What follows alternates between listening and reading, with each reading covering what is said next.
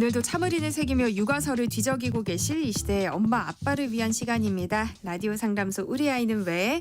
이재현 용인 세브란스 소아청소년과 교수님과 함께합니다. 어서 오세요. 안녕하세요. 또 오늘은 어떤 얘기 준비해 오셨을까요? 오늘은 어버이날이죠. 그래서 이 자리를 빌려서 저도 저희 부모님께 항상 감사드리고 사랑한다는 말을 전하고 싶은데요. 네. 특히 요즘은 저희 둘째 육아 도와주시려고 일주일에도 몇 번씩 서울에서 용인까지 왔다 갔다 고생이 많으셔서 네. 더욱 감사드리고 죄송한 마음이 드는 어버이날입니다. 네, 이렇게 아이를 키우다 보면 부모님의 도움을 받는 경우가 많죠. 그리고 그런데 이 마음속에 깊이 감사한 마음이 올라오긴 하는데 서로 피곤하고 힘들다 보니까 그 마음을 표현하지 못하는 때가 많은데요. 특히 부모 세대와 조부모 세대의 육아관 차이가 생길 때 갈등이 많이 생기는 것 같습니다. 네. 이런 갈등을 줄이고 인터넷에 넘치는 정보 속에서 올바른 내용을 고르실 수 있도록 육아에 관련된 여러 정보들을 제가 열심히 전해드리고 있는데 오늘 전해드리고 싶은 이야기는 바로 물입니다. 아이에게 먹이는 물 정말 많은 분들이 고민하시고 이것 때문에 또 갈등이 생기는 분들도 많으신데요. 오늘 그 이야기를 해보려고 합니다.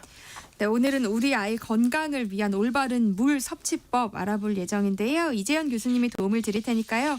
방송 들으면서 궁금한 점 있으시면 문자 보내주세요. 추첨을 통해서 모바일 커피 쿠폰 보내드립니다. 문자 주실 곳은 샵 9730번이고요. 짧은 문자 50원, 긴 문자는 100원의 정보 이용료 있습니다. 콩 게시판, KBS 일라디오 유튜브 채널을 통해서는 무료로 참여하실 수 있으니까요. 많은 참여 부탁드립니다. 그런데 지난번에는 돌 이전의 아이들은 따로 수분 섭취가 필요하지 않다고 하지 않으셨어요? 네, 맞습니다. 돌 이전의 아이들은 사실 따로 수분 섭취를 하지 않아도 하루에도 엄청 많은 물을 먹고 있습니다. 생각해보면 수유를 많으면 하루에 1리터씩 하고요. 거기다가 이유식을 먹는 아이들도 음식의 꽤 많은 비중을 수분이 차지하고 있습니다. 그런데 어른도 생각해보면 하루에 1리터 물 마시는 거 힘들잖아요. 근데 그 많은 양을 아이가 먹고 있는 것이니까 아이들은 사실 하루에 수유와 이유식으로 충분한 수분을 섭취하고 있다 이렇게 말할 수가 있겠습니다. 그래서 추가적인 물을 줘봤자 헛배만 부르고 이 헛배 부른 것 때문에 다른 걸 더 적게 먹게 되면서 다른 영양소의 섭취를 오히려 방해할 수 있어 돌 이전의 아이들은 따로 물을 더 먹지 않아도 되는 것입니다. 만약에 돌 이전 아이가 아프고 열이 나서 탈수 증상이 있다고 하면요? 그런 경우들이 있죠. 예를 들면 열이 나거나 설사라거나 이런 경우에는 탈수가 생길 수 있는데 이때도 우선 수유를 진행하는 것이 우선입니다. 이렇게 몸에서 물이 빠져나가는 탈수가 생길 때는 단순히 물만 몸에서 빠져나가는 게 아니라요. 당분이나 전해질 이런 여러 가지 영양소들도 동시에 부족해지는 거고요. 그게 건강에 문제를 일으키거든요. 그렇기 때문에 특히 돌 이전의 아이들이 탈수가 생겼을 때는 수유를 통해서 우선 수분과 당분, 여러 가지 전해질, 영양소들을 보충해 주시는 것이 좋습니다. 그런데 탈수의 치료를 위해서는 평소에 먹는 것 이외에 추가로 수분을 더 먹기는 해야 되거든요. 예를 들어서 땀을 많이 흘렸다, 아니면 설사를 했다라고 하면 땀이나 설사로 잃어버린 수분만큼 추가로 더 보충을 해줘야 되는데 수유로 이걸 다 채워주긴 어렵잖아요. 그래서 이렇게 추가적으로 이미 먹던 수유량에 더해서 추가로 수분을 섭취할 때는 물을 먹어도 됩니다. 그런데 이때 물만 먹는 것보다는요, 이게 당분하고 전해질을 함께 보충해 주는 것이 더 좋잖아요. 그래서 이게 적절하게 배합된 경구수액을 먹이는 것이 좋습니다. 그런데 돌 이전 아이들은 탈수가 적절히 교정되지 않을 때에는 컨디션이 급격히 악화되니까요. 탈수가 생긴 아이가 아니면 탈수가 의심되는 아이가 컨디션이 갑자기 안 좋아진다라고 하면 주사 수액 치료가 필요할 수 있어서 병원에 내원하시는 것이 좋겠습니다. 물도 요즘은 종류가 많아서 좋다는 물을 찾아서 먹잖아요. 아이 키울 때 조금 더 좋다는 약수 아니면 수입산 생수 이런 데다 분유를 타주면 아이가 더 건강해질 수도 있을까요? 이게 사실 이런 걱정 많이 하시죠. 고민 많이 하시고 실제로 본인의 물 고르실 때도 비싼 생수 고르시는 분들도 많으신데요. 맞아요. 사실 수입산 생수나 우리나라 생수나 큰 차이는 없습니다. 보통 이게 성분 차이가 있다고는 하는데 이 어떤 성분이 차이가 나냐라고 할 때 미량원소의 차이가 있다라고 이야기를 하는데요. 미량원소라는 이름은 그 이름 그대로 미량하면 된 겁니다. 근데 우리가 여기다가 분유를 타게 되면 미량 타는 게 아니라 다량 타죠. 그렇기 때문에 어차피 대세가 되는 영양소는 분유에 따라 차이가 나서 물에 따른 차이는 크지 않다라고 생각할 수가 있겠고요. 그리고 약수를 떠다 먹이는 거나 지하수를 이렇게 먹이는 것은 한 가지 주의하셔야 되는 게 있습니다. 바로 세균이나 바이러스의 문제입니다. 우리가 상수도가 발달하기 이전이나 아니면은 해외여행 갔을 때 물갈이 한다 뭐 이런 얘기 많이 하잖아요. 네. 근데 이게 물갈이 하는 게 결국은 물속에 포함된 세균이나 바이러스에 의한 장염의 일종으로 생각이 되거든요. 그래서 약수, 지하수라고 무조건 더 좋은 것은 아니다. 이렇게 생각하시는 것이 좋고요. 요즘은 이게 이제 나라에서 수질 검사들을 잘 하는데 이 수질 검사가 잘 통과된 물인지 이런 걸 파악해서 주시는 것이 좋고, 만약에 안전이 확실하게 보장되지 않은 물이다. 이런 경우에는 아이에게 주실 때에는 끓였다가 식혀서 주시는 것이 가장 안전하겠습니다. 근데 옛날 어르신들은 보리차로 분유를 타주기도 하던데요. 이거는 어때요? 보리차로 분유 타주시는 분들도 많고 아이들은 무조건 보리차 먹여야 된다라고 하시는 분들도 아직도 많으세요. 네, 근데 옛날에는 그렇게 보리차를 아이에게 주는 게 더 좋았던 때가 있었습니다. 하지만 지금은 아닌데요. 이게 보리차라는 것이 이 젊은 세대 분들이 생각하시기에는 그냥 보리 맛이 조금 나는 물 정도로 생각하실 수가 있는데, 이게 사실 보리의 성분들이 물에 녹아 있는 거잖아요. 그러다 보니까 아기들에게는 알레르기나 소화불량 등의 문제를 일으킬 수 있습니다. 특히 아기들이 어릴수록 문제가 되는데 생후 4개월 미만에는 식품 알레르기를 굉장히 조심해야 되거든요. 그 이유가 이렇게 어린 영아들은 장벽이 약하고 느슨해서 원래는 흡수가 되면 안 되는 소화되지 않은 커다란 단백질들이 그대로 몸에 흡수가 됩니다. 그렇게 흡수된 음식의 성분들이 알레르기를 유발할 수 있거든요. 그런데 이 보리차에도 이런 성분들이 있기 때문에 보리차가 아기들에게 알레르기를 유발할 수 있는 거고, 그리고 보리차에는 아기들이 소화하기 힘든 전분 성분들도 들어있어서 오히려 소화가 잘 되지 않을 수도 있습니다. 거기다가 보리차는 맹물보다 보관이 어렵다는 단점도 있습니다. 왜 우리가 맹물을 집에 실온에 보관할 때 물이 상한다라고 표현은 안 하는데 보리차는 상해요. 잘 상해요. 네, 그래서 이런 세균, 이게 보리차 안에는 영양 성분들이 있기 때문에 세균들이 잘 증식하는 거거든요. 그래서 이렇게 뭐 식품 알레르기, 소화 문제, 보관의 문제 등으로 인해서 보리차로 분유를 타는 것은 추천하지 않습니다. 그런데 그러면 옛날에는 왜 보리차가 더 몸에 좋다고 생각했을까요? 손도 더 가는데. 이거는 우리 그 어르신 옛날 분들의 그분들이 사셨던 시대를 생각해봐야 됩니다. 역사를 좀 거슬러 올라가봐야 되는데요. 네. 특히 한 1960년대쯤 우리나라 상황을 생각해 보면요. 그 당시에는 우리나라에서 깨끗한 물을 구하기가 쉽지 않았죠. 그래서 물을 끓여 먹어야 된다라는 인식은 다들 있으셨고, 거기다가 국가적으로 혼분식 장려 운동이 펼쳐지기 시작합니다. 이때 보리 등의 잡곡 등을 많이 섭취하자고 홍보를 많이 하고, 특히 보리를 먹으면 막 힘이 세진다, 몸이 튼튼해진다는 광고가 정말 많았습니다. 그러다 보니까 이제 깨끗한 물을 먹기 위해서 물을 끓여야 되는데 몸에 좋다는 보리를 넣으면 더 좋으니까 또 보리차 맛있잖아요. 그래서 보리차가 건강한 물의 대명사가 되었던 거죠. 그런데 이제는 안전한 물을 구하기가 너무 쉬운 시대가 되었으니까요. 이런 시대상의 변화로 더 이상 아기들이 보리차를 마시는 것이 더 좋은 것은 아닌 게 이렇게 변하게 된 겁니다. 그럼 아이에게 보리차나 둥글레차를 먹인다면 몇 살부터는 괜찮아요? 저는 뭐 돌은 지나서 먹이시라고 권하는데요. 일단 어차피 돌 이전에는 따로 물을 챙겨줄 필요가 없기 때문에 이런 차 종류를 먹이시는 것을 고민할 필요는 없고요. 근데 이제 알레르기 관련해서 생각을 해보면 이유식할 때 보리밥도 먹여보시잖아요. 네. 그때 괜찮았다면 아이가 이제 보리 먹어도 되는구나, 그럼 보리차도 괜찮구나라고 생각할 수가 있습니다.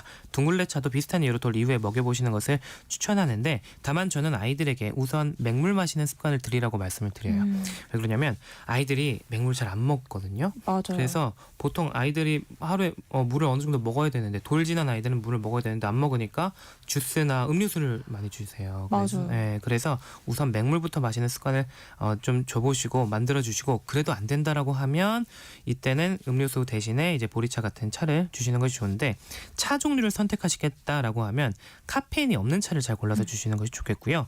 그리고 앞서 말씀드렸듯이 차 종류는 맹물보다 더 잘 상하거든요. 그래서 날이 따뜻하고 더울 때 외출해서 차 종류를 주신다면 물 보관에 신경을 쓰시는 것이 좋겠습니다. 그러면 아이의 물 섭취를 좀 신경 써줘야 할 나이는 언제부터고, 뭐 적정 섭취량 어느 정도는 먹어줘야 된다, 이런 게 정해진 게 있어요?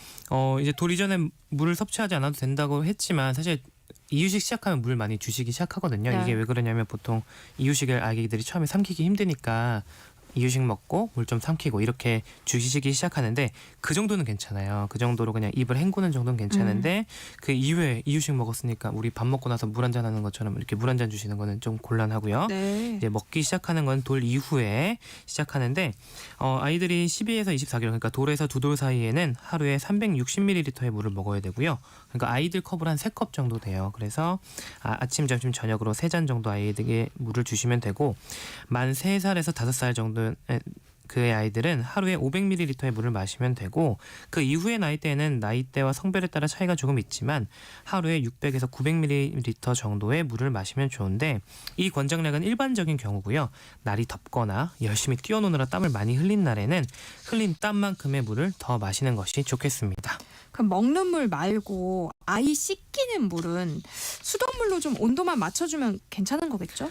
이제 먹는 물이 더 예민한 이유가 몸에 안에 들어가는 거잖아요. 그래서 네. 씻기는 물은 굳이 끓였다 식힌 물 말고 그냥 수돗물, 깨끗한 수돗물 따뜻하게 데펴서 해주시면 되는데 보통 아기들이 추워하지 않을 40도 전후의 온도로 맞춰서 식혀주면 된다라고 말씀을 드리죠. 그런데 우리가 주의해야 하는 그 신체 부위가 딱 2가지가 있습니다. 바로 눈 주위와 입 안쪽입니다. 눈 주위하고 입 안쪽은 모두 점막으로 부드러운 점막으로 되어 있어서 몸 안쪽으로 직접 연결이 된 부위죠. 네. 그래서 이런 부위를 씻을 때는 깨끗한 물로 씻는 것이 좋은데요. 특히 신생아들 눈곱 많이 낄 때가 있잖아요. 이럴 때는 한번 끓였다 식힌 물을 깨끗한 거즈 수건에 묻혀서 닦아주시는 것이 좋고 일반 물티슈로는 안 하시는 것이 좋습니다. 그리고 치아가 나지 않은 신생아도 하루에 한 번은 깨끗한 거즈에 물을 묻혀서 입안에 양치를 해주는 게 좋은데요. 왜 그러냐면 아이들도 입 냄새가 좀 나요. 그리고 그때 그 충치를 일으키는 세균들이 증식할 수 있다고 알려져 있기 네. 때문에 하루 한 번은 닦아주시는 것이 좋은데 이때도 아이가 먹게 되는 물이니까 끓였다가 식힌 물을 쓰시는 것이 좋겠습니다. 근데 만약에 치아가 나와서 불소가 함유된 치약으로 양치하는 아이들도 있죠. 이런 아이들은 사실 아기용 치약에 들어있는 불소의 양은 그 치약 양만 이제 쌀알 한 톨 정도 아이들이 사용하라고 하는데 이 정도는 먹어도 문제가 되진 않거든요. 그래서 입 헹구는 거는 너무 걱정하지 않으셔도 되겠습니다. 네, 아이 건강을 지키는 물 섭취법 함께 알아보고 있는데요. 관련 고민 갖고 계신 분들 문자 보내주세요. 용인 세브란스 소아청소년과 이재현 교수님이 상담해드립니다. 노래 한 곡 듣고 올게요. 이적의 물. 노래 나가는 동안 보내주신 문자 살펴보겠습니다. 8236님, 초등학생 아이가 1년 내내 얼음이 들어간 차가운 냉수를 마십니다. 차가운 냉수가 갈증을 더 유발한다는 얘기도 들었는데요. 괜찮을까요? 하셨어요. 차가운 물을 먹고 배 아파하거나 그런 증상이 없다면 상관은 없습니다. 이 네. 차가운 냉수를 잘 마시는 건 상관이 없는데요. 우리 아이에게 한 가지 걱정해봐야 되는 건 하나 있습니다. 이게 특히 우리 어른들 중에서도 아이스 커피 먹고 얼음 씹어 드시고 막 하시는 분들 있잖아요. 네. 이게 철결핍 빈혈의 증상일 수 있어요. 그래서 특히 초등학생 아이 성장기잖아요. 그래서 네. 철결핍 빈혈이 있을 가능성이 있는 나이기 때문에 이렇게 너무 차가운 음식을 자주 찾는다. 특별히 아이스크림이 아니라 이렇게 얼음과 이런 것들을 많이 먹는 사람은 네. 성인도 마찬가지고요. 철분이 내 몸에 부족하진 않은지 이런 검사를 받아보시는 것이 좋겠습니다. 1588님이요. 페트병에 담긴 생수로 분유를 타서 먹이는 거 괜찮을까요? 미세 플라스틱 때문에 걱정이 많이 됩니다 하셨어요. 생수 자체는 분유 타서 주시는데 괜찮습니다. 그런데 미세 플라스틱 걱정 요즘 많이 하시죠. 네. 저도 이게 사실 의학적으로 아직 많이 밝혀진 것은 없는데 과학적으로는 여러 가지 논문들이 나오고 있어서 저도 예민하게 보고 있는 문제인데요. 미세 플라스틱 문제가 걱정이 되신다고 하면 그러니까 생수 자체는 물 자체는 문제가 안 되고 네. 플라스틱 병이 문제인 거잖아요. 네. 이럴 때는 필터가 있는 요즘은 이거 걸러주는 필터도 있더라고요. 네. 생수병에 있는 미세 플라스틱 걸러주는 필터 있으니까 이런 거 활용하시거나 정수기를 활용하시는 것이 좋겠습니다. 네, 5701님 아이가 3살인데요. 물은 잘 안 먹고 할머니표 식혜만 찾습니다.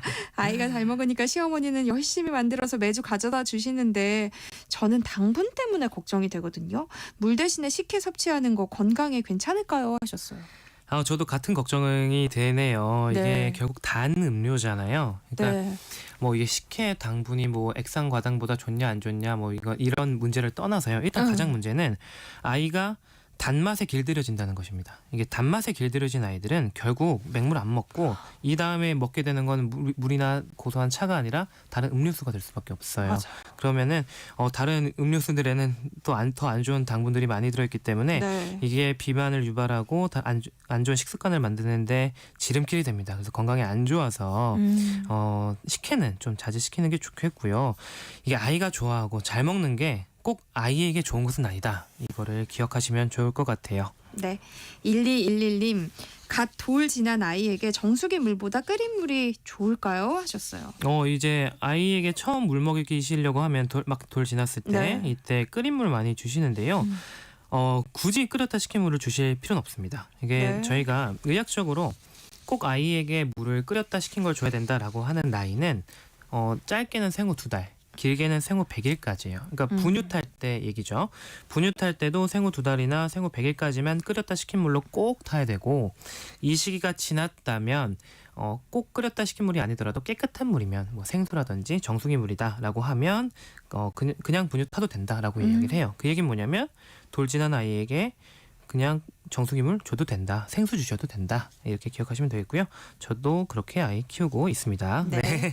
라디오 상담소 우리 아이는 왜 오늘 여기까지 하겠습니다. 이재현 용인세브란스 소아청소년과 교수와 함께했습니다. 고맙습니다. 감사합니다.